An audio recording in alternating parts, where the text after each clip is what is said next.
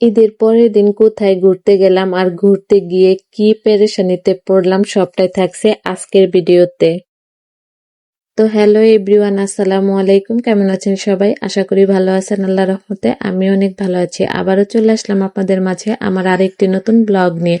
আজকে হচ্ছে ঈদের দ্বিতীয় দিন আর আমি এই তো সকালে উঠে খাওয়া দাওয়া করে এখন বিছানার চাদরটা তুলে নিচ্ছি, কারণ আমি কালকে যাব বাবার বাড়িতে। 2-3 দিন থাকার পরে এসে একই অবস্থা হয়ে যাবে, ঘরটা একদম নোংরা হয়ে থাকবে, তখন আমার বিছানার চাদরটা আবার চেঞ্জ করতে হবে। তাই ভাবলাম যে ওই চাদরটা না হয় তুলে এই চাদরটাই বিছিয়ে রেখে যাই, যাতে এসে তুলে আবার একটা ধোয়া চাদর আমি বিছাতে পারি। এর জন্য যে কথা সেই কাজ, মেয়ের ঘরেরটা অফ ক্যামেরায় আর কি তুলে নিছি। এখন আমার বিছানাটা আমি তুলে নিয়ে এখন ঘরটাকে একটু মুছে নেব, কারণ কালকে অনেক কাজ করছি ঈদের দিন, ওইভাবে আর ঘরটা মুছা হয় নাই, একদম কিরকম জানি স্যাঁতস্যাঁতে হয়ে আছে। এই জন্য এই তো এখন ঘরটাকে সুন্দর করে মুছে নিচ্ছি। আর বিকালে একটু ঘুরতে যাব, হুমায়রা আব্বু বলছে যে চলো একটু ঘুরে আসি, যেহেতু ঈদ। এর জন্য আর কি ঈদের এই যে খাওয়া দাওয়া করে দুপুরে তারপর আর কি রেডি হয়ে এই যে রওনা হয়ে গেছি। এই যে রওনা হয়ে গেছি রিক্সায়, এর আগে আমরা বাসা থেকে 1 ঘন্টা আগে বাসা থেকে বের হইছি, এসেছি পল্লী বিদ্যুৎ বাসা থেকে। তারপর আর কি গেছি হচ্ছে জাহাঙ্গীরনগর। প্রথমে আর কি বাসা থেকে বলে আসছি জাহাঙ্গীরনগর যাব, তখন ওইখানে গিয়ে দেখি যে গেটটা বন্ধ। তারপর আবার বিশমাল আসছি, ভাবলাম যে 1 নাম্বার গেট দিয়ে আর কি যাওয়া যাবে।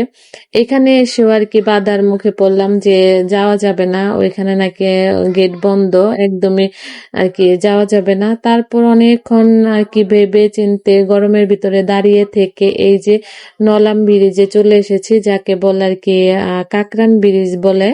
এইখানে এসে দেখলাম যে ভালোই অনেক সুন্দর আর কি, সবাই এসেছে, অনেক মানুষ ভিড় করেছে। আর বাতাসে তো একদম আর কি তাকানোই যাচ্ছিল না, বরকা একদম উড়ে যাচ্ছিল, অনেক ভালো লেগেছে। আর এসে মেয়েরা বলছে যে ফুচকা খাবে, আর এর জন্য এই যে ফুচকা ছিল না এই সাইডে, আমরা ওই সাইডে আর যাই নাই, এখান থেকে বেলপুরি খাচ্ছিলাম। তারপরে এই যে বাবা মেয়েকে একটু টেক কেয়ার করছিল, মেয়ের অনেক ঝাল লাগছে। তারপর এই যে বসে বসে মেয়েকে খাওয়াচ্ছে, আমি একটু আর কি চারপাশটা ঘুরে ঘুরে দেখছিলাম। আর আবহাওয়াটা এত ভালো লাগছিল যে কি বলবো, ঈদের দিনও অনেক ভালো লাগছে আর আজকের দিনটাও অনেক বেশি ভালো লাগছে। আর ওনার সাথে কোথাও ঘুরতে আসলে মেয়েকে একদম আমার ধরতে হয় না, আমি একদম ফ্রিলি ভাবে থাকি। আর মেয়েও আমার কাছে আসে না। এই যে বাবা মেয়ের একটু খুনসুটি দেখছিলাম, ভালোই লাগছিল। তারপরে এই যে মেয়ে এখন আইসক্রিম খাবে। এই আইসক্রিম গুলা আমরাও ছোটবেলায় খাইতাম, কিন্তু এগুলা তো স্বাস্থ্যের জন্য ভালো না, কিন্তু বাচ্চা মানুষ এখন খাবে, কিছুই করার নাই। তারপরে এই তো বাবা মেয়েকে আইসক্রিম দিল। আর এই যে মেয়ে এখন একটু শয়তানি করছে, মেয়ে শয়তানি করার বাবা চেয়ে চেয়ে দেখে, আমাকে বলছে একটু ভিডিও করো। ভিডিও করে উনি ছবি তুলে রেখে দেয় নিজের ফোনের ভিতরে, যখন অবসর পায় তখন আর কি ফোন ঘেটে ঘেটে দেখে মেয়েকে। তারপর অনেকক্ষণ আমরা দাঁড়িয়েছিলাম, আবহাওয়াটা এত ভালো লাগছিল কি বলবো, একদম শরীর শীতল হয়ে গিয়েছিল।